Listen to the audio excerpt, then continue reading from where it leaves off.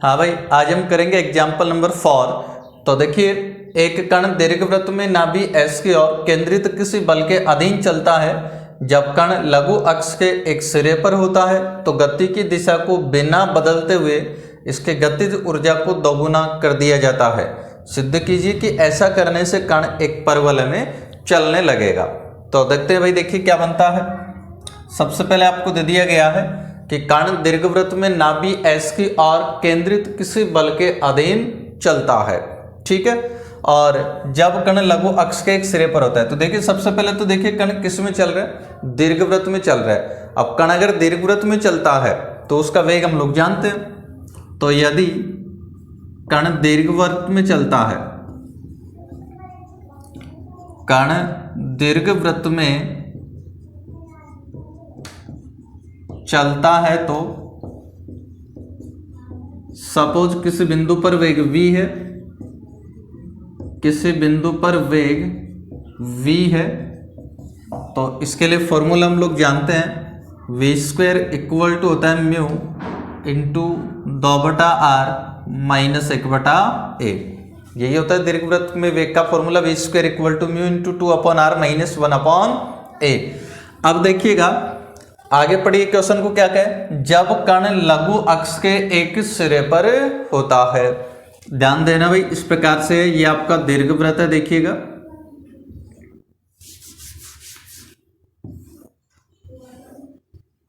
Suppose ये दीर्घवृत्त है आपका, ठीक है, और ये इसकी नाभि है S और ये दूसरी नाभि है H। अब कण लघु अक्ष के एक सिरे पर है।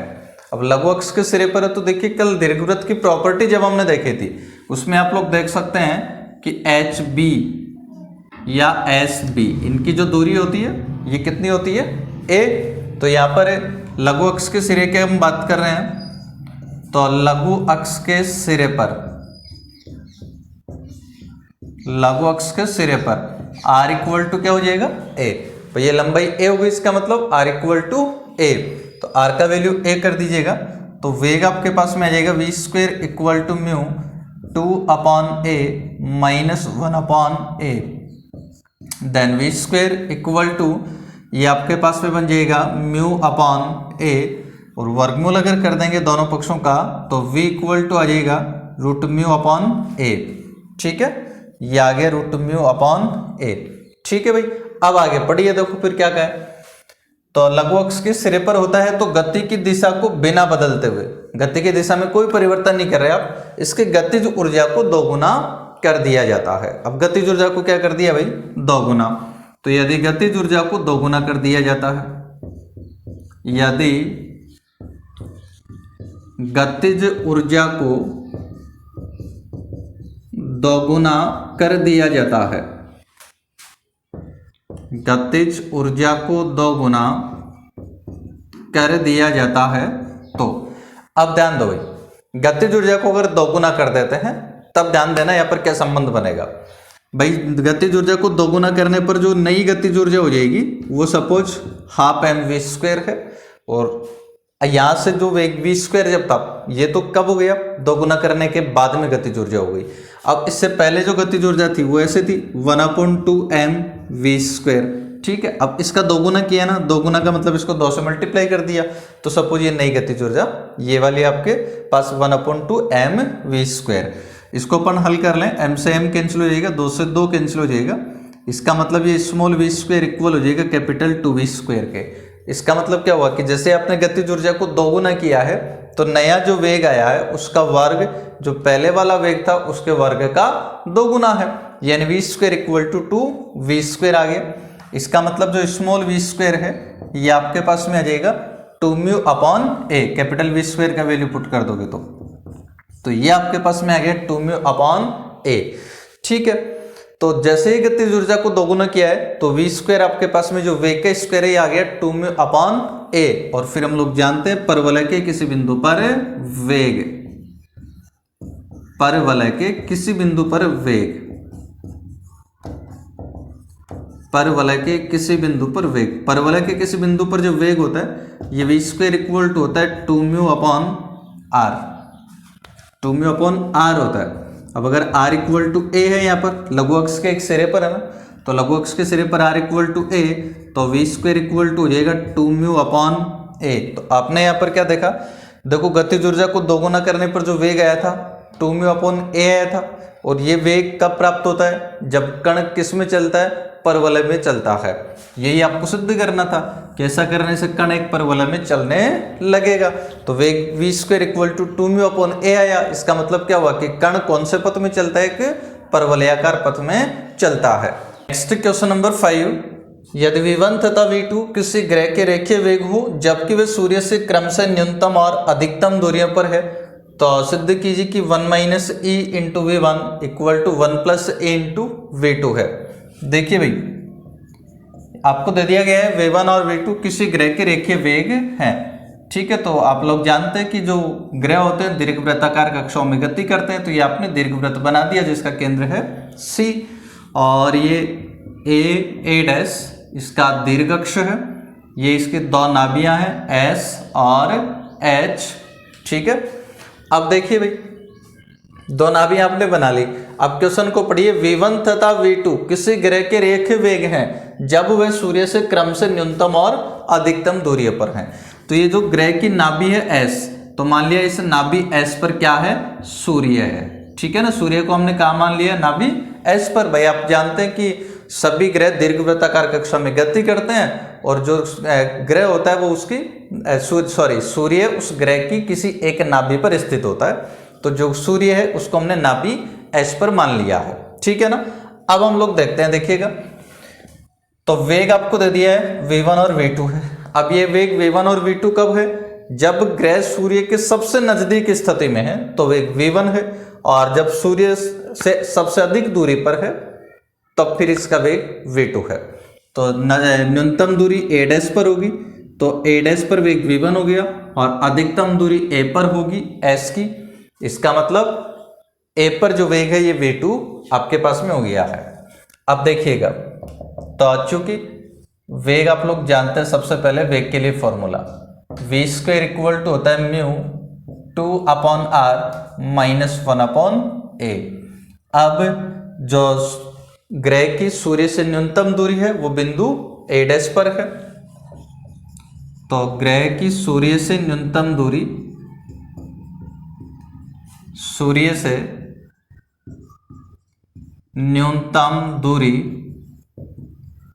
a डैश पर है, इसलिए एस ए डैश हम लोग ज्ञात करेंगे एक बार। तो एस ए डैश देखना भाई कितना आएगा, ये जो एस ए डैश है इसको अपन ऐसा लिख सकते हैं c a dash minus C s, तो इसको आपने लिख दिया है c a dash minus C S equal to, अब जो सी ए डैश है इसको देखिएगा भाई आप लोग, अर्ध दीर्घाक्ष है ना सी ए डैश, तो अर्ध दीर्घाक्ष जो होता है उसकी लंबाई ए होती है, और माइनस सी एस केंद्र की नाभि से दूरी, ये आपके पास में बराबर होती है ए के। Then s a dash equal to a common आ जाएगा तो 1 माइनस ई। इसके बाद में अधिकतम दूरी की अगर हम बात करें तो सूर्य की ग्रह से अधिकतम दूरी बिंदु ए पर है, तो ग्रह की सूर्य से अधिकतम दूरी, सूर्य से अधिकतम दूरी, अधिकतम दूरी v2 है, ये सॉरी a पर है, ठीक है। तो ग्रह की सूर्य से अधिकतम दूरी a पर है, इसलिए एस ए इक्वल टू क्या हो जाएगा भाई, देखो अब ये जो एस ए है इसको अपन लिख सकते हैं सी एस प्लस सी ए, तो सी एस प्लस सी ए वैल्यू पुट कर दीजिएगा। सी एस केंद्र की नाभि से दूरी ये आप लोग जानते हैं ए ही होती है, और प्लस सी ए अर्ध दीर्घाक्ष हो गया जिसकी लंबाई आप लोग जानते हैं ए होती है, तो s a equal to a common आ जाएगा तो 1 प्लस ई, ठीक है। ये न्यूनतम दूरी आ गई और ये आपके पास में आ गई अधिकतम दूरी। इसके बाद में देखिए वेग आपको दिया हुआ है, न्यूनतम दूरी पर वेग v1 है और अधिकतम दूरी पर वेग v2 है, इसलिए सबसे पहले वेग v1 की अगर हम बात करें तो v1 स्क्वायर इक्वल टू, ये रहा वेग का फॉर्मूला, इसमें v के स्थान पर v1 कर दीजिएगा, तो ये आ जाएगा म्यू इनटू अब 2 बटा आर। अब v1 वेग कब है, जब दूरी न्यूनतम है। तो न्यूनतम दूरी ये ज्ञात कर ली, तो r का वैल्यू पुट कर दीजिए a इंटू 1 माइनस ई। तो a into 1 minus E minus 1 upon A, then v1 square equal to 1 upon a को कॉमन ले लीजिए भाई। इसको जब कॉमन ले तो ये आ जाएगा mu upon a 2/1 minus E minus 1, then v1 square equal to mu upon a, LCM 1 minus e बनेगा भाई, तो ये आ जाएगा 2 माइनस 1 और माइनस माइनस प्लस ई। तो v1 square equal to mu upon a 2 minus 1 से आ जाएगा 1 प्लस ई बटा 1 माइनस ई। ये तो आपके पास में आ गया वेग v1 स्क्वायर। इसके बाद में जो दूसरा वेग v2 है इसको हम लोग ज्ञात कर लेंगे। तो v2 स्क्वायर क्या आएगा देखिएगा, मैं v2 स्क्वायर को फाइंड कर रहा हूँ, इसको यहाँ से हटा देता हूँ। तो v2 स्क्वायर इक्वल टू, अब देखो v2 अधिकतम दूरी पर है तो इसको हल करिएगा तो आ जाएगा म्यू 2 अपॉन आर, तो अधिकतम दूरी आ गई a into 1 plus e minus 1 upon ए। अब 1 अपॉन ए कॉमन ले लीजिएगा तो mu upon a 2 upon 1 plus e minus 1, then v2 square equal to mu upon a 1 plus e, LCM आ जाएगा तो फिर आपके पास हो जाएगा 2 minus 1 minus e equal to mu upon a 1 minus e बटा 1 प्लस ई। ठीक है, ये v1 स्क्वायर आ गया, ये v2 स्क्वायर आ गया। इसको इक्वेशन नंबर फर्स्ट कर दीजिए, इसको इक्वेशन नंबर सेकंड आप लोग कर दीजिएगा। अब अपने को जो प्रूव करना है वो बना दीजिए इन दोनों इक्वेशन की सहायता से। तो 1 व 2 से, यानी 1/2 में कर रहा हूँ, 1 में भाग दे रहा हूँ 2 का। तो जैसे ही भाग करेंगे तो ये आ जाएगा v1 square upon v2 square equal to, देखो म्यू अपॉन ए तो हो जाएगा दोनों में कैंसिल, और वहां से लिख रहा हूं मैं समीकरण 1 से आपके पास आएगा 1 प्लस ई बटा 1 माइनस ई। यहां से इसको जैसे ही भाग करोगे तो ये उल्टा हो जाएगा, उल्टा हो जाएगा तो आप इसको लिख दोगे 1 प्लस ई अपॉन 1 माइनस ई, दोनों जैसे मल्टीप्लाई हो जाएंगे तो ये हो जाएगा 1 प्लस ई बटा 1 माइनस ई का होल स्क्वायर। और अब दोनों पक्षों का वर्गमूल आप लोग कर दीजिए भाई। मैं इसको हटा लेता हूं, तो दोनों पक्षों का वर्गमूल करिए। दोनों पक्षों का हम लोग जैसे ही वर्गमूल करेंगे तो ये आ जाएगा v1 अपॉन v2, तो ये आ गया v1 upon v2 equal to 1 plus e बटा 1 माइनस ई। तो 1 प्लस ई बटा 1 माइनस ई, और अब क्रॉस मल्टीप्लाई कर दीजिएगा। क्रॉस मल्टीप्लाई हम लोग जैसे ही कर लेंगे तो ये आ जाएगा 1 minus e into v1 equal to 1 plus e into v2, और यही हमें प्रूव करना था। नेक्स्ट एग्जाम्पल नंबर 6 है। एक ग्रह नाभिका में स्थित सूर्य के प्रति एक दीर्घवृत्त बनाता है। सिद्ध करो कि लघु अक्ष के एक सिरे पर इसका वेग किसी भी व्यास के सिरों पर वेग का ज्यामितीय माध्य होगा। तो देखिए भाई, एक ग्रह नाभिका में स्थित सूर्य के प्रति दीर्घवृत्त बनाता है। ठीक है, सपोज जो कण है वो इस प्रकार से दीर्घवृत्ताकार कक्षा में गति करता है, और इसकी ये दो नाभियां हो गई S और H। ठीक है, ये दो नाभियां हैं S और H। अब सिद्ध करना है कि लघु अक्ष के एक सिरे पर इसका वेग किसी भी व्यास के सिरों पर वेग का ज्यामितीय माध्य होगा। ये तो आपका सेंटर है C, और ये B डैश ये इसका लघु अक्ष है। तो सबसे पहले दीर्घवृत्त के किसी बिंदु पर वेग आप लोग जानते हैं। तो दीर्घवृत्त के किसी बिंदु पर वेग, दीर्घवृत्त के किसी बिंदु पर वेग, और वेग को हम लोग जानते हैं भाई v स्क्वायर इक्वल टू होता है mu into 2 upon are minus 1 upon ए। अब ध्यान दो, ये तो किसी भी बिंदु पर हो सकता है वेग। अब यहां अपने को जो ज्ञात करना है उसको देखो, लघु अक्ष के एक सिरे पर इसका वेग। तो लघु अक्ष के एक सिरे पर वेग हम लोग ज्ञात कर लेंगे, और लघु अक्ष के सिरे पर हम लोग जानते हैं कि जो एस बी होती है या एच बी, दोनों की लंबाई ए होती है। इसकी लंबाई भी ए होती है, इसकी भी ए होती है। अब चूंकि सूर्य नाभि एस पर है, इसलिए हम एस से देखेंगे इसका डिस्टेंस, जो कि कितना है ए। तो चूंकि एस बी इक्वल टू ए, इसलिए लघु अक्ष के सिरे पर वेग, लघु अक्ष के सिरे पर वेग। तो लिखिए भाई लघु अक्ष के सिरे पर जो वेग है, ये सपोज मैं कैपिटल वी मान लेता हूं, तो वी स्क्वायर इक्वल टू ये आपके पास में जाएगा म्यू इंटू 2/r, आर का वैल्यू ए हो गया ना, तो ए और माइनस 1/a, इसको हल कर दोगे तो ये बन जाएगा म्यू अपॉन ए। तो लघु अक्ष के एक सिरे बी पर हमने वेग ज्ञात कर लिया, जो कि आ गया we square equal to mu upon a. इसके बाद में पढ़िए आपको क्या दिया हुआ कि इसका जो वेग है किसी भी व्यास के सिरों पर, तो कोई भी एक व्यास आप लोग इसका बना लीजिएगा। तो मैं इसका एक व्यास बना लेता हूं कोई भी, तो सपोज ये लीजिएगा, ये मैंने पी क्यू इसका एक क्या बना दिया है, व्यास बना दिया है। तो व्यास के सिरों पर वेग का ज्यामितीय माध्य होता है। तो ये जो व्यास है पी सी क्यू, इसके सिरे क्या हो गए भाई, पी और क्यू। तो हम वेग ज्ञात करेंगे सबसे पहले पी और क्यू पर। तो मान लिया सपोज व्यास पी क्यू के सिरों पर, माना व्यास पी क्यू के सिरों पर वेग क्रमशः v1 तथा v2 है, वेग क्रमशः v1 तथा v2 है।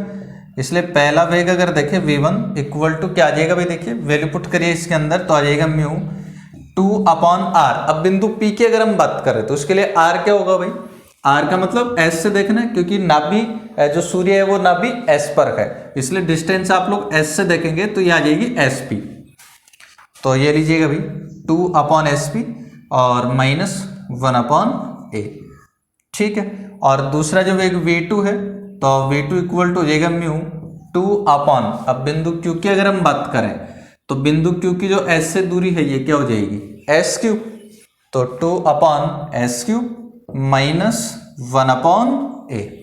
अब आपको क्या प्रूव करना है कि लघु अक्ष के सिरे पर जो वेग था v, ये व्यास के सिरों पर वेग का ज्यामितीय माध्य होगा। ज्यामितीय माध्य का मतलब है गुणोत्तर माध्य से, ठीक है ना।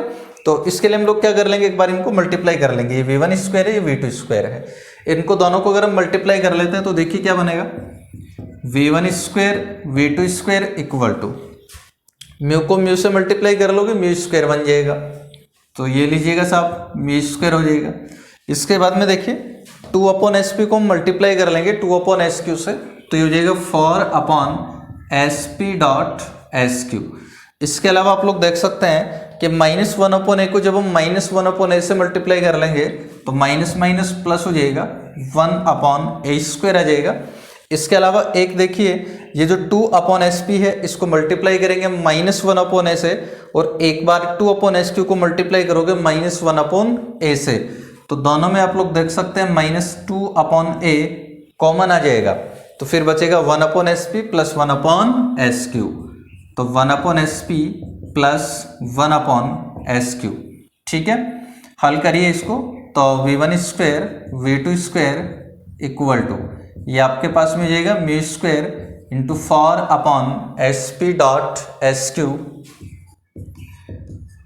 प्लस 1/a स्क्वायर, इसका एलसीएम sp.sq हो जाएगा, तो प्लस ये माइनस, मैं यहाँ नीचे लिख देता हूँ उसको, माइनस ये 2/a और इनका दोनों का जो एलसीएम है ये हो जाएगा sp.sq, तो ऊपर आपके पास बनेगा sp प्लस sq, ठीक है भाई। ये आपके पास में आ गया v1 स्क्वायर v2 स्क्वायर। अब उसके लिए देखो सबसे पहले हम sp प्लस sq का वैल्यू फाइंड करेंगे। अब इसका वैल्यू किस प्रकार से फाइंड करेंगे, देखिए मैं इसको हटा देता हूं एक बार। तो इसका वैल्यू फाइंड करने के लिए देखो एक बार तो मैं h को मिला देता हूं यहाँ पर q से। तो अब देखिए आपके पास में दो त्रिभुज यहाँ बन रहे हैं, एक तो त्रिभुज ये वाला CSP और एक त्रिभुज ये वाला CHQ। दोनों त्रिभुज को देखना भाई, तो त्रिभुज CSP तथा त्रिभुज CHQ से, इन दोनों त्रिभुजों को अगर आप लोग ध्यान से देखते हैं भाई, तो आप लोग देख सकते हैं कि CP इक्वल टू CQ है, क्योंकि दोनों इस दीर्घवृत्त की त्रिज्याएं हैं, या हम कह सकते हैं एक ही व्यास की त्रिज्याएं हैं दोनों, इसलिए बराबर होंगी, क्योंकि PCQ व्यास था तो त्रिज्या बिल्कुल आधी होगी ना, तो दोनों आधा आधा हो जाएगी। इसके अलावा जो CS और CH है ये भी हम लोग जानते हैं दोनों इक्वल होती हैं और दोनों की जो लेंथ है वो A ही होती है, इसका मतलब ये दोनों भी बराबर हैं। और इसके अलावा आप देख सकते हैं कि ये वाला जो कोण है, ये दोनों कोण बराबर हैं क्योंकि शीर्षाभिमुख कोण है। इसका मतलब ये हुआ कि ये दोनों त्रिभुज सर्वांगसम है, और दोनों त्रिभुज सर्वांगसम है इसलिए सर्वांगसम त्रिभुजों की संगत भुजाएं समान होती हैं। ठीक है, तो इनसे आप लोग देख सकते हैं कि क्या क्या बराबर हुआ। एक तो CP इक्वल टू CQ, और इसके अलावा एक आपके पास में था CS इक्वल टू CH, और एक इसके अलावा क्या था आपके पास में कोण, और वो कोण क्या था, कोण SCP इक्वल टू कोण QCH। ठीक है, इसलिए दोनों त्रिभुज सर्वांगसम हो गए। और फिर हम जानते हैं कि सर्वांगसम त्रिभुजों की संगत भुजाएं समान होती हैं। अब संगत भुजाएं समान होती हैं इसलिए जो तीसरी भुजाएं बच गई, क्या क्या, यहाँ से SP और यहाँ से HQ, तो ये भी दोनों क्या हो जाएंगी, बराबर। इसका मतलब SP इक्वल होगी किसके, HQ के। अब आपको जो वैल्यू फाइंड करना है वो ये थोड़ी करना था, हमें तो क्या ज्ञात करना था, SP प्लस SQ। तो मैं फाइंड कर रहा हूँ SP प्लस SQ को, तो देखिए क्या आएगा, SP प्लस SQ। अब ये जो SP है इसको हम लिख सकते हैं HQ प्लस SQ। ठीक है, दोनों बराबर थी ना SP और HQ, इसलिए SP को मैंने क्या लिख दिया यहाँ पर, HQ। और अब HQ प्लस SQ को देखना भाई, ये बिंदु Q कहाँ है, दीर्घवृत्त पर, और S और H क्या है, दोनों नाभियां। तो SQ तो क्या हो गई, नाभि S की Q से दूरी हो गई SQ, और नाभि H से Q की दूरी हो गई HQ। और हम जानते हैं दीर्घवृत्त के डेफिनेशन से, या दीर्घवृत्त की जो कल प्रॉपर्टीज हमने करी थी वहां से हम लोग जानते हैं कि अगर दीर्घवृत्त पर कोई भी बिंदु है तो उस बिंदु के दोनों नाभियों से दूरियों का योग सदैव अचर होता है और 2a के बराबर होता है। तो आप यहाँ देख सकते हैं कि बिंदु Q दीर्घवृत्त पर है और इसके दोनों नाभियों से दूरियों का जो योग बनेगा SQ प्लस HQ, ये अचर होगा और बराबर किसके आएगा, हमेशा 2a के। तो ये जो HQ प्लस SQ है इसको आप क्या लिख सकते हैं, 2a, यानी SP प्लस SQ। इसका वैल्यू आपको मिल गया 2a आ चुका है। तो मैं यहां से इसको हटा लेता हूं, इसको आप इक्वेशन नंबर फर्स्ट कर लेना चाहे तो अब V1 square V2 square call कर रहे हैं, तो V1 square V2 square equal to mu square into 4 upon SP dot SQ plus 1 upon A square और minus 2 upon A dot SP plus SQ। तो SP प्लस SQ का value आपके पास में आ गया 2a upon SP dot SQ। अब आप लोग देख सकते हैं A से A हो जाएगा कैंसिल, तो V1 square V2 square equal to mu square. अब इसको देखिए, ये आपके पास में 4 SP डॉट SQ और ये आपके पास में हो गया 4 अपॉन SP डॉट SQ। ये पॉजिटिव है, ये नेगेटिव है, दोनों कैंसिल हो जाएगा। 1 अपॉन A स्क्वायर आपके पास बचेगा, तो ये आ गया V1 square V2 square equal to mu square upon A square. इसको आप कर लीजिए इक्वेशन नंबर सेकंड, या दोनों पक्षों का मैं वर्गमूल एक बार कर देता हूं। तो V1 V2 इक्वल टू ये आपके पास में हो जाएगा म्यू अपॉन A और इक्वेशन नंबर सेकंड, इसको हटा लेते हैं हम अब। तो देखिए भाई क्या बनेगा, ये V1 V2 mu upon A आ गया आपके पास में, तो 1 व 2 से, तो 1 व 2 से, दोनों से आप लोग देख सकते हैं कि RHS इक्वल है, इसका मतलब LHS भी इक्वल होगी। LHS को इक्वल करिए तो V स्क्वायर इक्वल टू आ जाएगा V1 V2। तो ये आपके पास में आ गया भाई V square equal to V1 V2, और इसका मतलब हम लोग जानते हैं क्या होता है कि जो वेग v है ये V1 और V2 का गुणोत्तर माध्य है या ज्यामितीय माध्य है। यही कंडीशन होता है भाई, अगर कोई भी तीन राशियां ABC गुणोत्तर श्रेणी में होती है, इसका मतलब B square equal to AC होता है। या हम इसका विलोम कैसे कह सकते हैं कि अगर B square equal to AC होता है, इसका मतलब B A और C का गुणोत्तर माध्य है। इसका मतलब यहाँ हम लोग क्या कहेंगे, V square equal to V1 V2 का मतलब क्या कहेंगे हम लोग कि वेग V1 तथा V2 का गुणोत्तर माध्य या ज्यामितीय माध्य भी आप लोग इसको कह सकते हैं, ठीक है ना। तो वेग V1 तथा V2 का गुणोत्तर माध्य या ज्यामितीय माध्य है, यही हमें प्रूव करना था। क्वेश्चन नंबर 8, एक कण नाभिका में स्थित बल केंद्र के प्रति एक दीर्घवृत्त निर्मित करता है जिसकी उत्केंद्रता E है, तो सुस्थापित यानी सामान्य संकेतों में सिद्ध कीजिए कि V square equal to mu into 2 upon R minus 1 upon A और H square equal to mu A into 1 minus E square है। और जब कण निकटतम स्तब्धिका पर आता है तब बल केंद्र दूसरे नाभि पर स्थानांतरण कर दिया जाता है।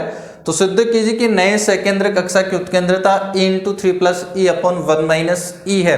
ध्यान दीजिए भाई, एक्चुअल में यहाँ दो क्वेश्चन है। हम पहला क्वेश्चन देखते हैं एक बार। इसमें आपको दे दिया गया है कि नाभिका में स्थित बल केंद्र के प्रति एक दीर्घवृत्त निर्मित करता है। क्या निर्मित कर रहे हैं? दीर्घवृत्त। तो सबसे पहले हम लोग लिखेंगे दीर्घवृत्त का समीकरण। तो लिखिएगा दीर्घवृत्त का समीकरण। दीर्घवृत्त का समीकरण, हाँ भाई जानते हैं दीर्घवृत्त का जो समीकरण पदिक रूप में लिख रहा हूं मैं। तो पदिक रूप में दीर्घवृत्त का जो समीकरण है ये होता है b² / p² = 2a/r - 1। अब यहाँ से हमें प्रूव करना है कि दीर्घवृत्त के लिए वेग v² इक्वल होता है μ × 2r - 1/a। ठीक है, तो इसके लिए आप लोग क्या करेंगे, एक बार इसके दोनों पक्षों का r के सापेक्ष अवकलन कर देंगे। तो दोनों पक्षों का r के सापेक्ष अवकलन करने पर, दोनों पक्षों का r के सापेक्ष अवकलन करने पर, कर दीजिए भाई। दोनों पक्षों का जैसे r के सापेक्ष अवकलन करोगे तो b² कांस्टेंट हो जाएगा, 1/p² का अवकलन हो जाएगा -2/p³ dp/dr = 2a कांस्टेंट है। 1/r का जो अवकलन है -1/r², और -1 का जो अवकलन है वो 0 हो जाएगा। -2 से -2 यहाँ कैंसिल हो जाएगा, और -2 से -2 कैंसिल करने के बाद में आपके पास में ये बचेगा b²/p³ dp/dr = a/r²। इसके बाद में देखिए इसके दोनों पक्षों को हम मल्टीप्लाई कर लेते हैं h² से और डिवाइड कर देते हैं b² से, तभी आपके पास में आ जाएगा h²/p³ dp/dr = b² कैंसिल हो जाएगा। यहाँ h² से मल्टीप्लाई करोगे तो ah² b² से डिवाइड कर दिया तो बटा b², और ये आपके पास में आ गया r। ठीक है, तो h²/p³ dp/dr = ah²/b²r। और सकेंद्र कक्षा का अवकल समीकरण पदिक रूप में क्या होता है भाई, h²/p³ dp/dr = P। तो यहाँ से जो h²/p³ dp/dr है इसको हम P लिख सकते हैं सकेंद्र कक्षा के अवकल समीकरण से, और इक्वल टू ये आ गया ah², ये 1/r² था ना इसका अवकलन, यहाँ पर r² करना, तो ah²/b², इसको मैं अलग कर देता हूँ, और ये आपका 1/r²। ठीक है भाई, और अब इसको देखो ah²/b² ये कांस्टेंट है, तो ये जो कांस्टेंट है इसको आप म्यू लिखा करते हैं यहाँ पर सामान्य संकेतों में, तो इसको लिख दिया अपन ने μ/r²। और यहाँ से जो म्यू है देखिएगा, म्यू किसको माने आपने, ah²/b² को।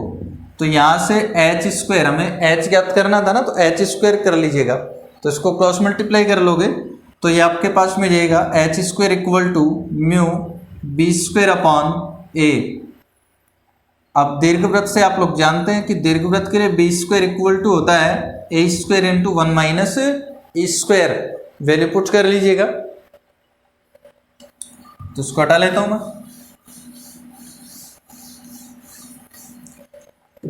तो देखिए भाई अब क्या बनेगा अपने पास में, वैल्यू पुट कर दोगे तो आ जाएगा h² =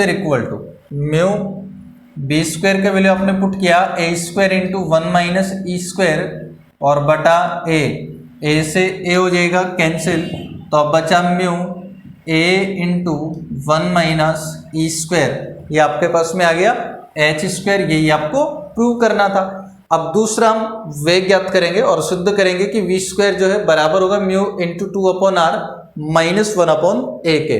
v² इक्वल टू हम लोग जानते हैं h²/p² हुआ करता है, तो h² का वैल्यू पुट करिए, ये आ गया μ a × 1 - e² बटा p² इक्वल टू, और अब इसको देखिएगा ये आपके पास में क्या गया भाई, इसके अगर अंश और हर को a से मल्टीप्लाई अगर हम लोग कर लेते हैं तो ये आपके पास में जाएगा μ a² × 1 - e² upon ap², then v² equal to, अब देखिए भाई ये μ/a, इसको तो मैं अलग कर देता हूँ, तो फिर आपके पास् में ये बचा a² × 1 - e², और इसको आप लोग क्या लिख सकते हो भाई b²। तो ये हो जाएगा बी स्क्वायर बटा P square equal to mu upon A, और ये जो बी स्क्वायर बटा पी स्क्वायर है ये इक्वल हो जाएगा 2a upon are minus 1k।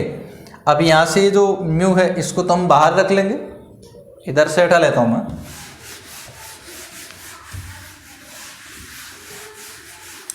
तो अब म्यू को तो बाहर कर रख लीजिए भाई, तो वी स्क्वायर इक्वल टू हो जाएगा म्यू, इस 1 अपॉन ए से मल्टीप्लाई कर लीजिए अंदर, 1 अपॉन ए से मल्टीप्लाई करोगे तो ए से ए कैंसिल हो जाएगा, तो आपके पास में आ जाएगा 2 अपॉन आर माइनस 1 अपॉन ए। तो ये लीजिएगा वी स्क्वायर इक्वल टू आ गया mu into 2 upon are minus 1 upon A, यही आपको प्रूव करना था। तो देखिए हमने एच स्क्वायर फाइंड कर लिया, वी स्क्वायर हमने फाइंड कर लिया है, यानी कि एक क्वेश्चन आपका कंप्लीट यहां से हो चुका है। अब जो सेकंड क्वेश्चन है इसको हम लोग करेंगे, जब कण निकटतम स्तब्धिका पर आता है। निकटतम स्तब्धिका का मतलब जब सूर्य के सबसे नजदीक आता है। तो देखिए कण इस प्रकार से दीर्घवृत्ताकार कक्षा में गति कर रहा है, या मैं एक बार इसको हटा लेता हूं।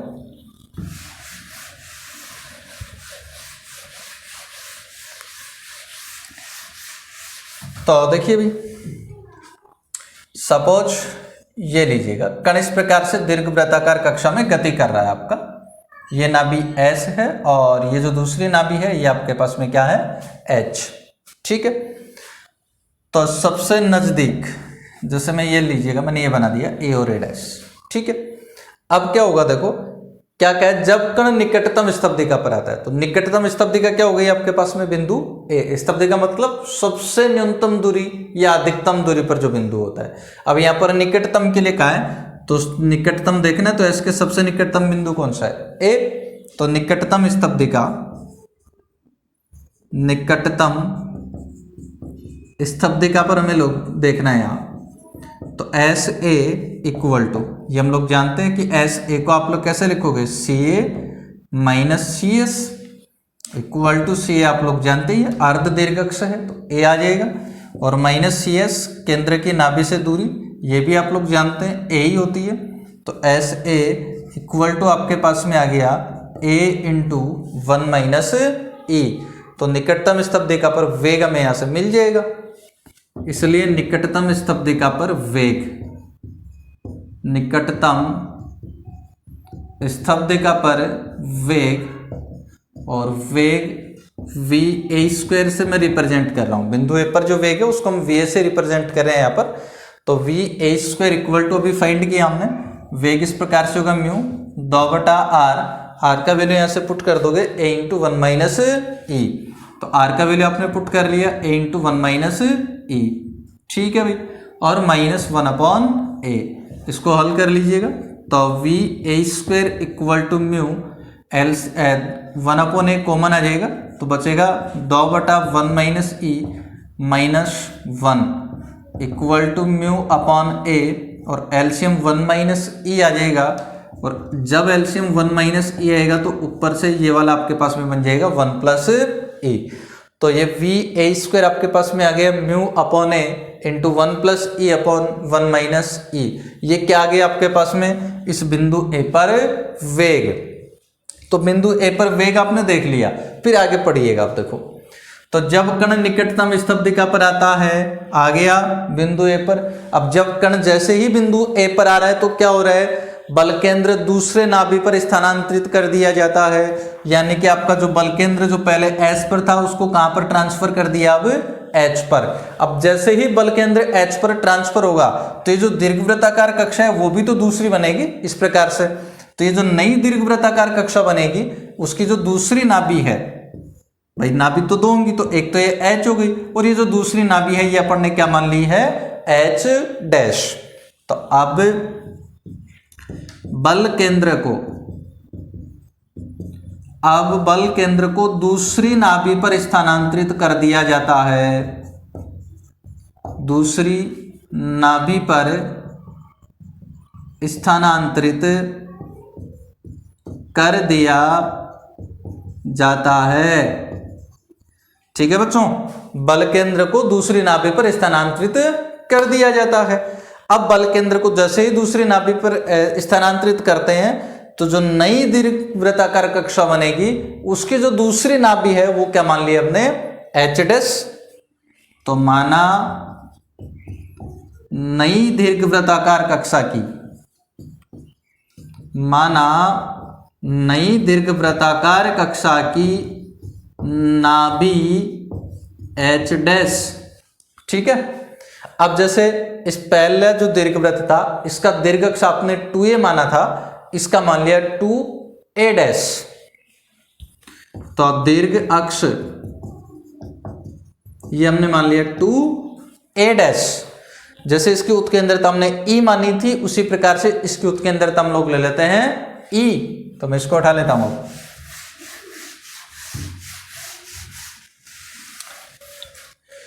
तो दीर्घाक्ष 2a डैश तथा उत्केंद्रता E डैश है भाई।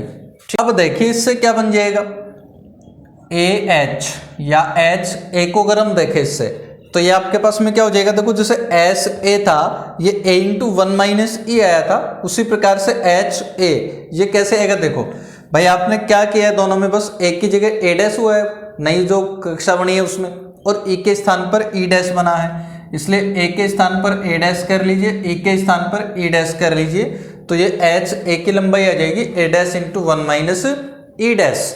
लेकिन यही लंबाई अगर हम यहाँ से ज्ञात करके देखें तो क्या बनेगी, देखो ये जो ए एच है इसको आप ऐसे ही लिखोगे ना, सी ए प्लस सी एच।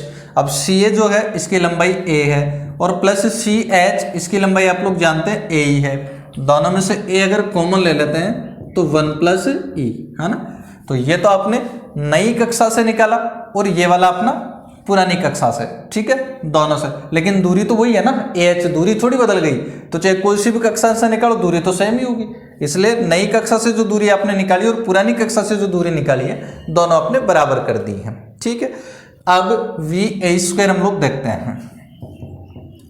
इसलिए VA² इक्वल टू, अब देखिएगा यहां से देख लीजिए ये रहा VA²। इसमें आपको करना क्या है, a के स्थान पर a डैश और e के स्थान पर e डैश। तो जो नई कक्षा है इसके अनुसार आपको वेग मिल जाएगा। तो ये आपका हो जाएगा μ/a डैश और इंटू 1 + e डैश बटा 1 - e डैश। लेकिन अब आप लोग देख सकते हैं कि ये वाला जो वेग है ये भी इसी बिंदु A पर है, ये वाला जो वेग है ये भी इसी बिंदु A पर है। इसका मतलब ये दोनों वेग कैसे हैं, इक्वल हैं। तो दोनों को इक्वल कर देंगे हम लोग। तो मैं इसको हटा लेता हूं। तो दोनों वेग इक्वल हम लोग कर लेंगे। अब तो दोनों को इक्वल करेंगे तो VA² इक्वल टू, ये आ गया देखो पहला जो वेग है μ/a 1 + e/1 - e equal to, यहाँ से जो सेकंड वेग है ये आपके पास है μ/a dash into 1 + e dash बटा 1 - e डैश। और अब आप लोग देख सकते हैं भाई म्यू से म्यू कैंसिल हो जाएगा। तो अब आपके पास में जो बचा उसको लिख लीजिएगा। ये आपके पास में बचा 1 + e बटा a into 1 - e equal to 1 + e dash और बटा a dash into 1 - e dash. अब हमें तो उत्केंद्रता ज्ञात करनी है e डैश, तो हम लोग क्या कर लेते हैं एक बार, तो ये देखो a dash into 1 - e dash इसका वैल्यू पुट कर लेंगे। तो 1 + e बटा a into 1 - e equal to 1 + e dash बटा ये जो a dash into 1 - e dash है इसको आप लिख दोगे a इंटू 1 + e। और आप देखिए भाई यहाँ पर आप देख सकते हैं a से a कैंसिल हो जाएगा और क्रॉस मल्टीप्लाई कर लीजिए। तो 1 + e को 1 + e से मल्टीप्लाई करेंगे तो 1 + e का whole square equal to 1 - e into 1 + e dash. तो मल्टीप्लाई कर दिया तो ये आ जाएगा आपके पास में 1 - e और इंटू 1 + e डैश। अब यहाँ से 1 + e डैश इक्वल टू आ जाएगा 1 + e का होल स्क्वायर बटा 1 - e। तो 1 घटा दीजिएगा, 1 का पक्षांतरण कर लेंगे तो e डैश इक्वल टू, इसका प्रसार भी कर लेते हैं तो 1 + 2e plus e² upon 1 - e और ये -1 हो जाएगा, इधर आ जाएगा। तो अब एलसीएम दोनों पक्षों का एलसीएम आपके पास आएगा 1 - e। तो 1 + 2e plus e square minus one minus minus plus e, then e dash equal to, अब देखो भाई 1 से 1 हो जाएगा कैंसिल, और 2e प्लस ई, तो ये आपके पास में आएगा 3e plus e square upon 1 minus ई आ जाएगा कॉमन, तो 3 प्लस ई बटा 1 माइनस ई, तो ये आपके पास में आ गई नई सेकेंद्र कक्षा की उत्केंद्रता। हाँ भाई, नेक्स्ट एक्सरसाइज में क्वेश्चन नंबर 2 हम लोग करेंगे। तो यदि एक कण नाभि से r दूरी पर है, इसका वेग v की दिशा ध्रुवांतर रेखा से फाई कोण बनाती है, तो सिद्ध करिए कि E square mu square equal to V square are minus mu का whole square sine square phi plus mu square cos square phi. तो देखिए भाई क्या बनेगा। सबसे पहले देखिए वेग के लिए आप लोग जानते हैं v इक्वल टू होता है h अपॉन p, इसको क्रॉस मल्टीप्लाई कर लेते हैं तो h इक्वल टू आ जाता है अपने पास में vp, then h equal to v और p हम लोग जानते हैं r साइन फाई होता है, इसको हम इक्वेशन नंबर फर्स्ट यहाँ कर लेंगे। इसके बाद में सेकेंड इक्वेशन देखिएगा, आप लोग h के लिए जानते हैं कि h इक्वल टू होता है रूट म्यू l के, ठीक है, सब कुछ सामान्य संकेतों में करना है। तो रूट म्यू l का मतलब अर्धनाभिलंब होता है जो कि बी स्क्वायर अपॉन ए होता है, रूट म्यू, इसके बाद दीर्घवृत्त में ए और बी में संबंध हम लोग जानते हैं, तो बी स्क्वायर इक्वल टू होता है ए स्क्वायर इंटू 1 माइनस ई स्क्वायर अपॉन ए से ए कैंसिल हो जाता है, तो h इक्वल टू अब अपने पास में आ जाएगा root mu a into 1 minus E square, equation number 2, ठीक है भाई। तो अब इनको दोनों h के वैल्यू है, इसका मतलब ये दोनों इक्वल होंगे, तो 1 व 2 से 1 और 2 से आप लोग देख सकते हैं कि यहाँ से v r sine phi equal to हो जाएगा root mu a into 1 minus E square, दोनों पक्षों का स्क्वायर कर लीजिएगा, स्क्वायर जैसे हम लोग कर लेंगे तो आ जाएगा v square r square sine square phi equal to, इधर से रूट कैंसिल हो जाएगा तो mu a into 1 minus E square, ठीक है ना। तो यहां से 1 अपॉन ए इक्वल टू आ जाएगा mu into 1 minus E square upon we square r square sine square phi, ठीक है भाई। ये 1 अपॉन ए हमने फाइंड कर लिया है। इसके बाद में देखिए दीर्घवृत्ताकार कक्षा में जो वेग होता है उसके लिए फॉर्मूला हम लोग जानते हैं कि जो वी स्क्वायर है ये आपके पास में होता है mu into 2 upon are minus 1 upon ए। अब इसमें वैल्यू पुट कर लीजिएगा, तो इसमें जैसे ही वैल्यू पुट कर लेंगे तो वी स्क्वायर इक्वल टू आपके पास में आ जाएगा म्यू, अब 2 बटा आर माइनस 1 बटा ए, 1 अपॉन ए का वैल्यू यहाँ से पुट कर लीजिएगा, यहाँ से वैल्यू पुट कर लेंगे तो आ जाएगा म्यू 1 माइनस ई स्क्वायर बटा v square r square sine square phi. अब यहाँ से हम लोग देख सकते हैं 1 अपॉन आर दोनों में से कॉमन आ जाएगा, तो कॉमन ले लीजिए, या हम ऐसा कहें कि इसके दोनों पक्षों को आर से मल्टीप्लाई कर लेते हैं। तो दोनों पक्षों को जैसे ही आर से मल्टीप्लाई करेंगे तो we square r equal to, यहाँ से बचा म्यू, इस म्यू को भी मल्टीप्लाई कर लेंगे अंदर तो 2 म्यू हो जाएगा, माइनस यहाँ म्यू स्क्वायर हो जाएगा इंटू 1 माइनस ई स्क्वायर अपॉन, यहाँ पर आर कैंसिल हो जाएगा तो बनेगा we square are sine square phi, ठीक है भाई। इसको हटा लेता हूं अब मैं।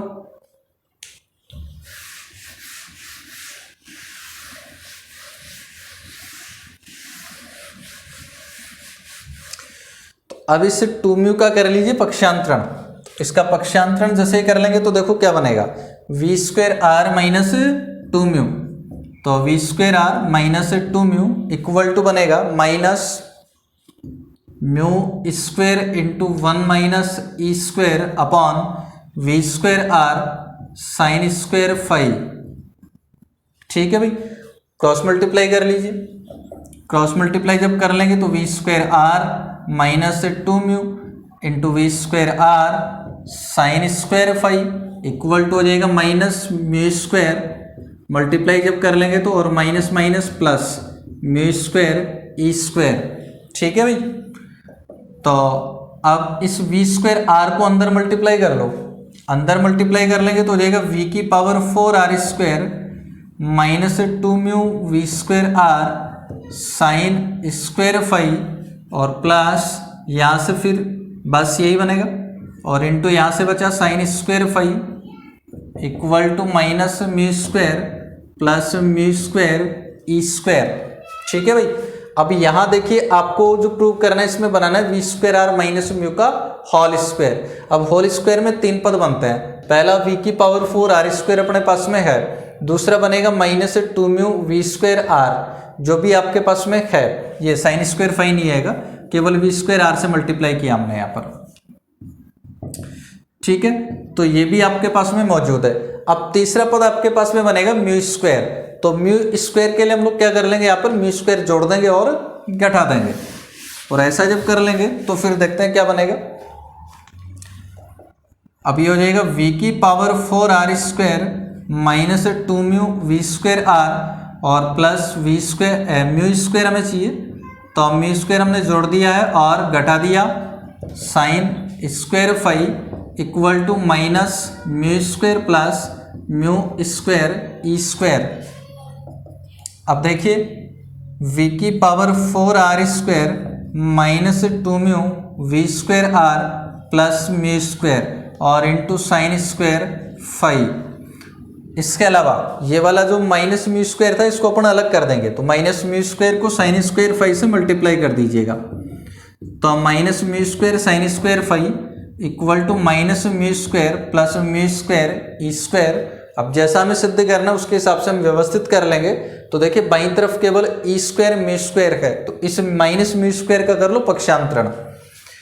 तो एक तो देखो ये जो तीनों पद हैं, ये तीनों पद मिलके आपके पास हो जाएगा वी की power 4 V square are minus mu का whole square sine square five equal, यहाँ से इस माइनस म्यू स्क्वायर का पक्षांतरण कर लो तो बन जाएगा प्लस म्यू स्क्वायर, और ये minus mu square sine square five, तो म्यू स्क्वायर आप लोग जैसे ही कॉमन लेंगे तो बचेगा 1 minus sine square five equal to, ये आपके पास में बचा E square mu square, then E square mu square equal to ये आपके पास में आ गया we square are minus mu का whole square sine square five plus mu square, यहाँ से 1 माइनस साइन स्क्वायर फाइव, ये आपके पास में जाएगा कॉस स्क्वायर फाइव, और यही आपको प्रूव करना था। नेक्स्ट क्वेश्चन नंबर 3, यदि किसी ग्रह को अपनी कक्षा, और कक्षा को मान लिया सपोज वृत्तीय है, एकाएक रोक दी जाए तो सिद्ध कीजिए कि वह ग्रह के परिक्रमण काल के √2/8 गुणा समय में सूर्य के अंदर गिर जाएगा। ठीक है भाई, ध्यान देना। सपोज कोई कण है जो कि इस प्रकार से वृत्तीय कक्षा में गति कर रहा है। ठीक है, कोई भी ग्रह है वृत्तीय कक्षा में गति कर रहा है, और जो सूर्य है अब वृत्तीय कक्षा माना तो उसके केंद्र पर होगा फिर। ठीक है, अब एकाएक क्या कर दिया जाता है, इस ग्रह की गति को रोक दिया जाता है। तो मान लिया कि जैसे ही ग्रह इस बिंदु P पर है इसकी गति को रोक दिया जाता है। अब जैसे इसकी गति को रोका जाएगा तो जो केंद्रीय आकर्षी बल है उसकी वजह से कण इधर सूर्य की तरफ गिरना प्रारंभ कर देगा, और T समय पश्चात मान लिया कि जो ग्रह की स्थिति है वो इस बिंदु P डैश पर हो जाती है। ठीक है, तो माना ग्रह की गति को बिंदु P पर एकाएक रोक दिया जाता है, बिंदु P पर एकाएक रोक दिया जाता है, और जैसे इसको रोक दिया जाता है तो T समय पश्चात ग्रह की स्थिति हमने मान ली बिंदु P डैश है, इसलिए माना T समय पश्चात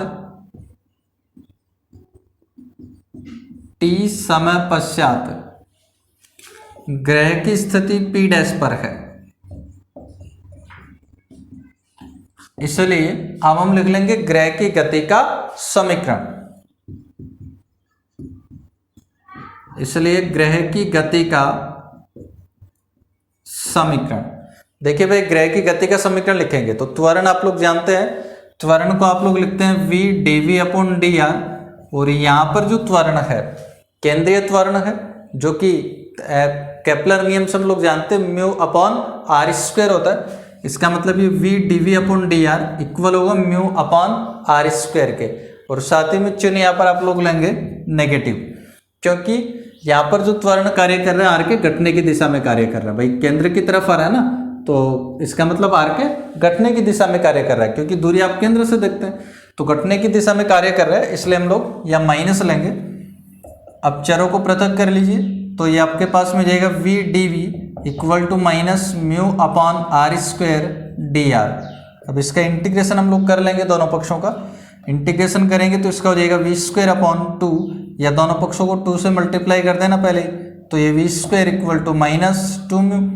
1 अपॉन आर स्क्वायर का जो इंटीग्रेशन है माइनस 1 अपॉन आर हो जाएगा, तो माइनस माइनस प्लस, और एक कांस्टेंट आपने ऐड कर दिया a। अब जो कंडीशन हमें दी गई है उसकी सहायता से हम a का वैल्यू फाइंड कर लेंगे। तो चूंकि प्रारंभ का मतलब क्या है, यहाँ पर जैसे ही कण की गति को रोका जाता है, तो जैसे ही इस ग्रह की गति को रोका जाता है, कहाँ पर रोका गया है, बिंदु P पर। तो बिंदु P पर आप लोग देख सकते हैं r इक्वल टू क्या हो जाएगा भाई, इस वृत्त की त्रिज्या के बराबर। तो मान लिया सपोज इस वृत्त की जो त्रिज्या है वो a है, तो r इक्वल टू क्या हो जाएगा प्रारंभ में a। इसके अलावा और क्या चाहिए आपको, वेग v। अब गति को रोक दिया, गति रोक दी, इसका मतलब वेग कितना हो गया, 0। तो v इक्वल टू आप लोग कर देंगे यहाँ पर 0, दोनों का वैल्यू पुट करिए, a का वैल्यू मिल जाएगा, तो v स्क्वायर यानी कि 0 equal to 2 mu upon r, तो r का मतलब a हो गया और प्लस a, तो ये कैपिटल A का वैल्यू आपके पास में यहाँ से आ गया माइनस 2 म्यू अपॉन a, और कैपिटल A का वैल्यू पुट कर दीजिए इक्वेशन फर्स्ट में, इसलिए v स्क्वायर इक्वल टू ये अपने पास में आ जाएगा 2 mu upon r minus 2 mu upon a। अब इनमें से 2 म्यू कॉमन आ जाएगा भाई, और 2 म्यू को जैसे ही हम लोग कॉमन ले लेंगे तो फिर अपने पास में क्या बचेगा, 1 upon r minus 1 upon a। ठीक है भाई, ये आपके पास में आ गया वेग v square, 2 mu into 1 upon r minus 1 upon a।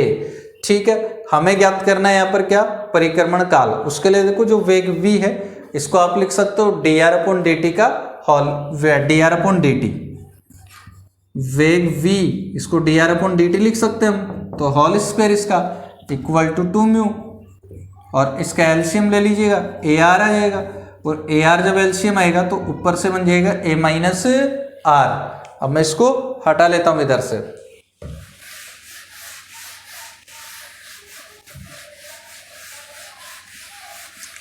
तो देखिए भाई अब क्या बन जाएगा, इसके दोनों पक्षों का वर्गमूल कर दीजिए एक बार। वर्गमूल जब आप लोग कर लेंगे तो dr upon dt equal to यहाँ से आपके पास में जाएगा रूट 2 म्यू और into a minus r upon a r. ठीक है भाई, ये dr अपॉन dt आ गया यहाँ से, और अब हम चरों को पृथक कर लेंगे, t के पदों को एक तरफ करेंगे और r को दूसरी तरफ करेंगे।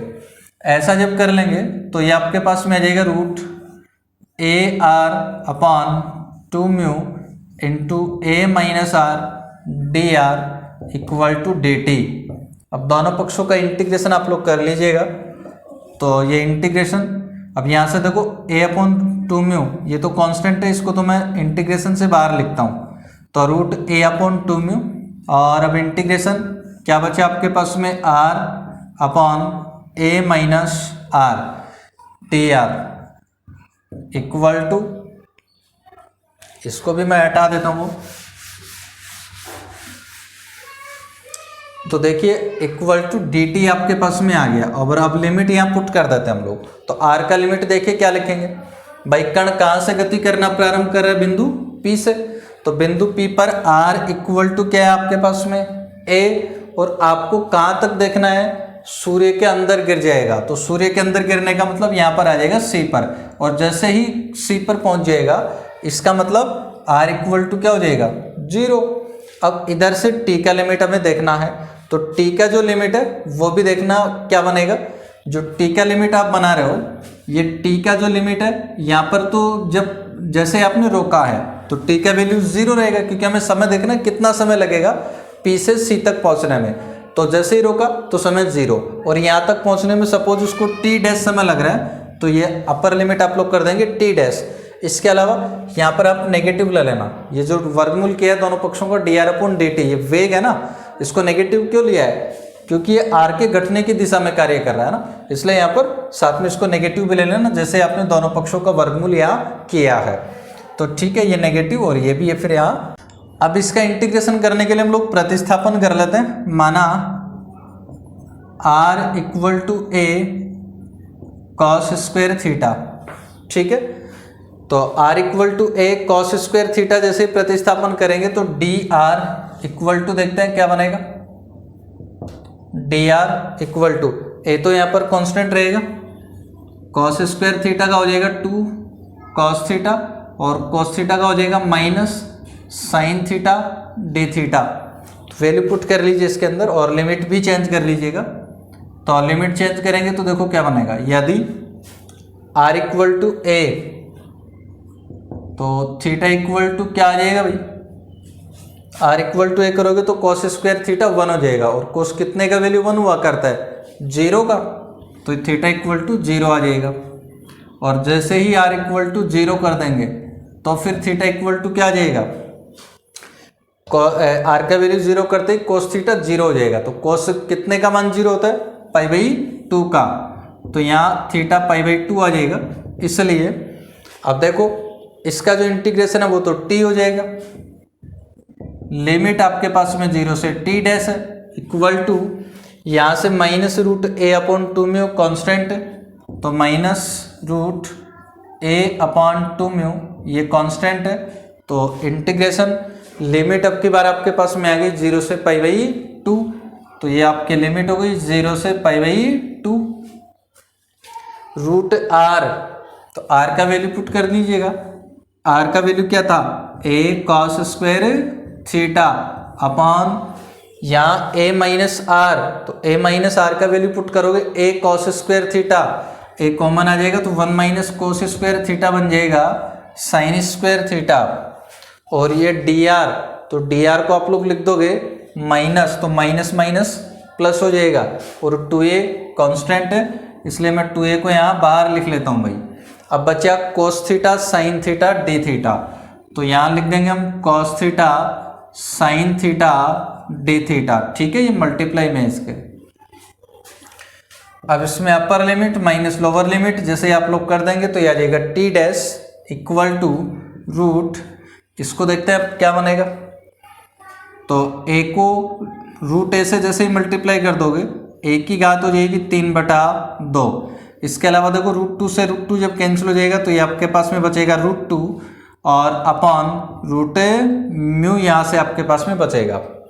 और इसको देखिए अब a से a हो जाएगा कैंसिल, तो इंटीग्रेशन लिमिट 0 से पाई बाई 2 कॉस स्क्वायर थीटा बन जाएगा कॉस थीटा बटा साइन थीटा, और ये इसके मल्टीप्लाई में है cos theta sine theta d theta, और अब साइन थीटा से साइन थीटा हो जाएगा कैंसिल, तो टी डैश इसको उठा लेते हैं आप,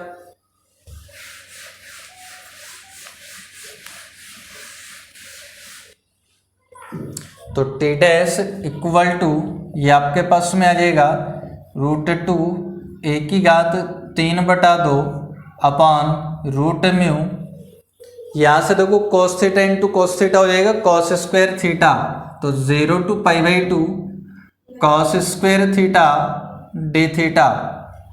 इसका जो इंटीग्रेशन है ये हम लोग गामा फंक्शन से अब कर लेंगे, तो t dash equal to root 2 a की पावर 3/2 रूट म्यू।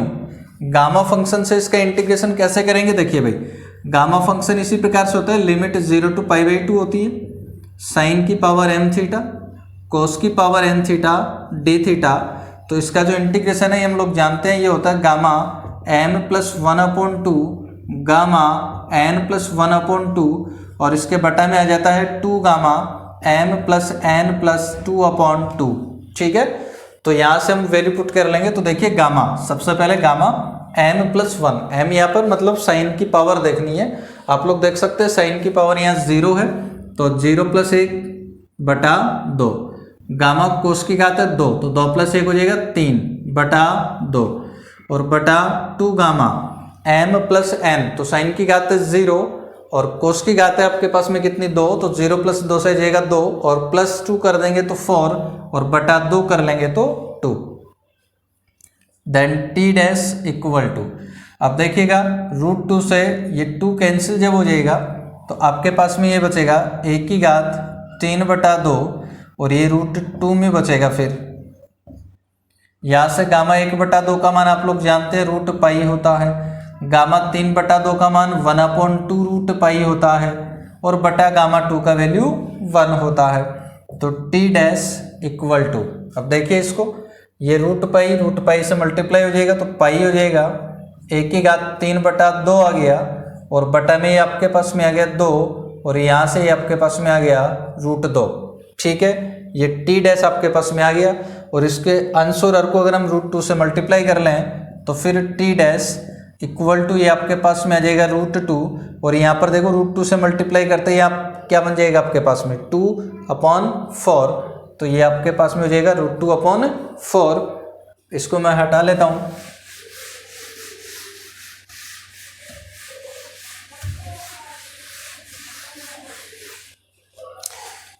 तो ये t डैश आ गया √2/4, a की घात पाई, a की घात 3 बटा 2।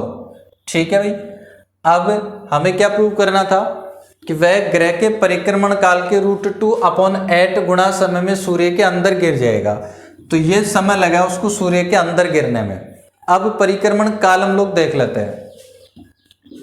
तो परिक्रमण काल तो हम लोग जानते ही हैं क्या होता है, t = 2π/√μ, a की घात 3 बटा 2।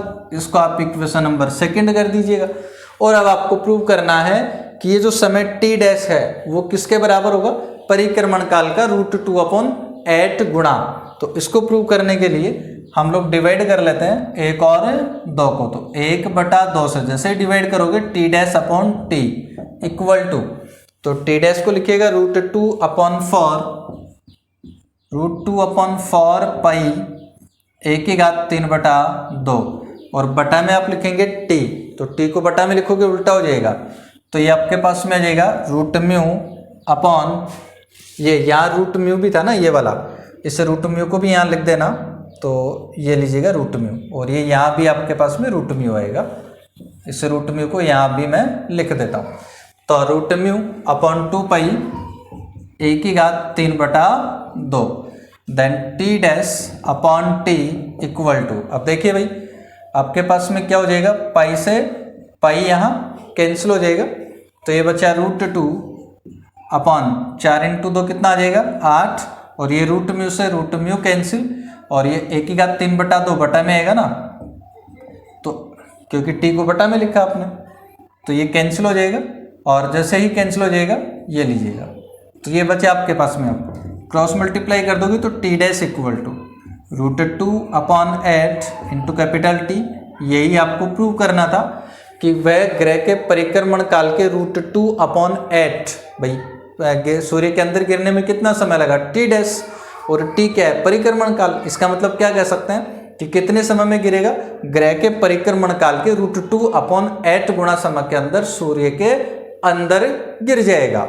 हाँ भाई, नेक्स्ट क्वेश्चन नंबर 7, प्रदर्शित कीजिए कि यदि एक कण केंद्रीय बल के अधीन गति करता है जो कि दूरी के वर्ग का व्युत्क्रमानुपाती है, तो किसी भी त्रिज्या वाली वृत्तीय कक्षा में किसी बिंदु पर वेग और उसी बल के अधीन अनंत दूरी से उस बिंदु तक गिरने से प्राप्त वेग का अनुपात 1/√2 है। देखिए भाई, सबसे पहले आपको दे दिया गया है कि एक कण केंद्रीय बल के अधीन गति करता है जो कि दूरी के वर्ग का व्युत्क्रमानुपाती है। तो केंद्रीय बल आपको दे दिया गया है यहाँ P = μ/r² है। अब आगे पढ़िएगा, तो किसी भी त्रिज्या वाली वृत्तीय कक्षा में किसी बिंदु पर वेग, कौन सी कक्षा में गति कर रहा है, वृत्तीय कक्षा में। तो वृत्तीय कक्षा में अगर वेग v1 है तो देखते हैं अपन क्या होगा। तो वृत्तीय कक्षा में वेग v1 है, तो देखो वृत्तीय कक्षा में जो त्वरण होता है जिसको आप लोग अभिलंबित त्वरण भी कहते हैं, वो आपके पास में होता है वी स्क्वायर अपॉन आर। तो यहाँ हो जाएगा v one square upon r equal to mu upon r square, r से आर कैंसिल हो जाएगा, तो v one square equal to आपके पास में आ जाएगा म्यू अपॉन आर। ठीक है, या वी वन इक्वल टू क्या आ जाएगा, v1 इक्वल टू आपके पास में आएगा root mu upon r, equation number first. Second आपको क्या करना है, कौन सा वेग चाहिए, उसी बल के अधीन अनंत से उस बिंदु तक गिरने से प्राप्त वेग के बराबर। अब अनंत से गिरने से वेग अगर v2 है तो v2 स्क्वायर इक्वल टू, देखिएगा जब अनंत से किसी बिंदु तक गिरने में वेग अगर v होता है तो v स्क्वायर हम जानते हैं ये इक्वल होता है -2 p dr के, और p यहाँ पर है mu upon r square d r.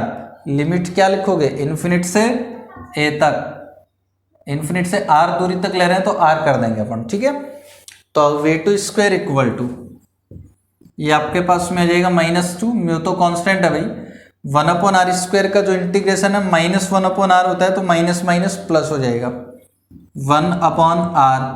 Limit आपके पास में इन्फिनिट से r है, तो v2 square equal to 2 mu, upper limit r कर दोगे तो 1 upon r, lower limit infinite कर दोगे तो -1 upon infinite, then v2 square equal to 2 mu upon r, 1 upon infinite 0 हो जाएगा। तो वर्गमूल अगर कर लेंगे तो v2 इक्वल टू आ गया √2 mu upon r। Number second हमें ज्ञात करना है दोनों वेग का अनुपात, तो डिवाइड कर लीजिएगा फर्स्ट को सेकंड से, तो जैसे ही डिवाइड करेंगे तो v1 upon v2 equal to, अब v1 को देखिएगा रूट म्यू अपॉन आर है तो इसको आपने लिखा रूट म्यू अपॉन आर, और इनटू सेकंड v2 से देखिएगा √2 म्यू अपॉन आर, और इसको बटा में लिखना है तो लिखोगे तो उल्टा हो जाएगा r upon 2 mu, then v1 upon v2 equal to root r से रूट आर कैंसिल हो जाएगा, रूट म्यू से रूट म्यू कैंसिल हो जाएगा, तो ये आपके पास में जाएगा 1 अपॉन √2। इसलिए जो अनुपात है दोनों वेगों का v1 अनुपात v2, ये आपके पास में आ जाएगा 1 अनुपात √2। ठीक है, यही हमें सिद्ध करना था। हमें नेक्स्ट क्वेश्चन नंबर 11, यदि दीर्घअक्ष के निकटतम सिरे पर कोणीय वेग ओमेगा है तब सिद्ध कीजिए कि इसका परिक्रमण काल 2π upon omega √1 plus e upon 1 minus e का होल क्यूब होगा। देखिए भाई, यहाँ परिक्रमण काल आपको ज्ञात करना है, और इसके लिए सबसे पहले दिया हुआ कोणीय वेग है ओमेगा। ठीक है, तो कोणीय वेग ओमेगा है तो यहाँ से परिक्रमण काल में ज्ञात करना है। तो देखिए सबसे पहले h हम लोग जानते हैं r स्क्वायर थीटा डॉट होता है। ठीक है, अब इसमें r का वैल्यू फाइंड कर लेंगे हम लोग। तो ये देखिए दीर्घवृत्ताकार कक्षा है आपकी, जिसकी दो नाभियाँ हैं s और h, और नाभि s पर क्या है सूर्य, और ये a डैश ये इसका दीर्घअक्ष हो गया ना, और ये इसका केंद्र है C। तो देखो आपको ज्ञात करना निकटतम सिरे पर कोणीय वेग दिया गया है, तो निकटतम सिरे का मतलब बात करें बिंदु A पर दिया हुआ आपको कोणीय वेग। तो बिंदु A की अगर हम बात करें तो बिंदु A पर r इक्वल टू या s a इक्वल टू आप लोग देख सकते हैं ये क्या आ जाएगा, ऐसे को कैसे लिखेंगे हम CA माइनस CS, तो ऐसे इक्वल टू CA का मतलब तो क्या हो गया आपके पास में CA अर्ध दीर्घाक्ष और CS AE, तो A कॉमन आ जाएगा तो 1 माइनस E। इसलिए जो H है इसको आप लिखोगे r स्क्वायर। r स्क्वायर का मतलब ये r ही तो है ना बिंदु A के लिए, r का मान a इंटू 1 माइनस ई हो गया, तो a स्क्वायर इंटू 1 माइनस ई का होल स्क्वायर, और थीटा डॉट यानी कोणीय वेग ये आपको दिया गया है कितना है ओमेगा, ये h आ गया भाई। इसको इक्वेशन नंबर फर्स्ट हम लोग कर लेते हैं। इसके अलावा h के लिए एक और फॉर्मूला हम लोग जानते हैं, h इक्वल टू होता है रूट म्यू एल, इसमें वैल्यू पुट कर दीजिएगा तो रूट म्यू एल का मतलब होता है b square upon a equal to root mu, अब दीर्घवृत्त में बी स्क्वायर को भी हम जानते हैं A square into 1 minus E square upon A, then H equal to A से ए कैंसिल हो जाएगा तो ये बन गया root mu A into 1 minus E square, equation number second. देखो दोनों एच ई के वैल्यू हैं तो दोनों को इक्वल कर लीजिएगा आप लोग, तो 1 व 2 से तो LHS इक्वल है इसलिए RHS भी इक्वल होगी, और RHS को जब इक्वल कर लेंगे हम लोग तो आपके पास में आ गया ए स्क्वायर इंटू 1 माइनस ई का whole square omega equal to root mu a 1 minus E square, root mu a 1 minus E square. अब दोनों पक्षों का स्क्वायर कर लीजिए ताकि रूट कैंसिल हो जाए यहाँ से, तभी आपके पास में आ जाएगा ए की पावर 4 इंटू 1 माइनस ई का होल स्क्वायर, ये power 4 omega square equal to, इधर से रूट कैंसिल हो जाएगा तो आपके पास में आ जाएगा म्यू ए, इसका भी गुणनखंड में कर देता हूँ तो 1 माइनस ई इंटू 1 प्लस ए। अब आप लोग देखेंगे ए से ए कैंसिल हो जाएगा, इसके अलावा 1 माइनस ई कैंसिल हो जाएगा, तो यहाँ बचेगा ए क्यूब इंटू 1 माइनस ई का whole cube omega square equal to mu और इंटू 1 प्लस ई। अब देखिए परिक्रमण काल में ज्ञात करना है और परिक्रमण काल का फॉर्मूला हम जानते हैं, उसमें म्यू आता है, लेकिन आपको जो प्रूव करना है इसमें म्यू नहीं आ रहा, तो हमें यहाँ से म्यू का वैल्यू फाइंड कर लेंगे। यहाँ से म्यू का वैल्यू फाइंड कर लेंगे तो देखिए क्या आ जाएगा, mu equal to A cube into 1 minus ई का होल क्यूब ओमेगा स्क्वायर बटा 1 प्लस ई, ये क्या आ गया अपने पास में म्यू। और अब परिक्रमण काल हम लोग फाइंड कर लेंगे, तो देखते हैं परिक्रमण काल अपने पास में क्या बनेगा। इसलिए परिक्रमण काल कैपिटल टी इक्वल टू, परिक्रमण काल capital T equal to 2 pi upon root mu A की घात 3/2, वैल्यू पुट कर दो इसके अंदर तो 2 पाई और अपॉन रूट म्यू, ये म्यू है तो रूट म्यू का मतलब इसका वर्गमूल करना है, और यहाँ बटा में है तो ये उल्टा हो जाएगा, उल्टा जब हो जाएगा तो ये आपके पास में इस प्रकार से आ जाएगा। ये तो मैंने 2 पाई लिख दिया है, अब 1 अपॉन रूट म्यू का वैल्यू मैं पुट कर रहा हूँ तो ये आ जाएगा रूट 1 प्लस ई बटा ए क्यूब और इंटू 1 माइनस ई का होल क्यूब, और ओमेगा स्क्वायर का जो वर्गमूल है ये ओमेगा हो जाएगा, तो मैं इसको बाहर लिख देता हूँ 2 पाई अपॉन ओमेगा। फिर यहाँ से ये आ जाएगा ए की घात 3/2, then t equal to 2 pi upon omega. अब देखो ये जो ए क्यूब का रूट है इसका मतलब ए की घात 3/2 और ए की घात 3/2 से हो जाएगा कैंसिल, तो बचा रूट 1 प्लस ई बटा 1 माइनस ई का होल क्यूब। ये आ गया भाई अपने पास में परिक्रमण काल 2 pi upon omega 1 plus e बटा 1 माइनस ई का होल क्यूब। और इसी क्वेश्चन के साथ में अपना जो यूनिट नंबर 3 है ये भी कंप्लीट होता है भाई।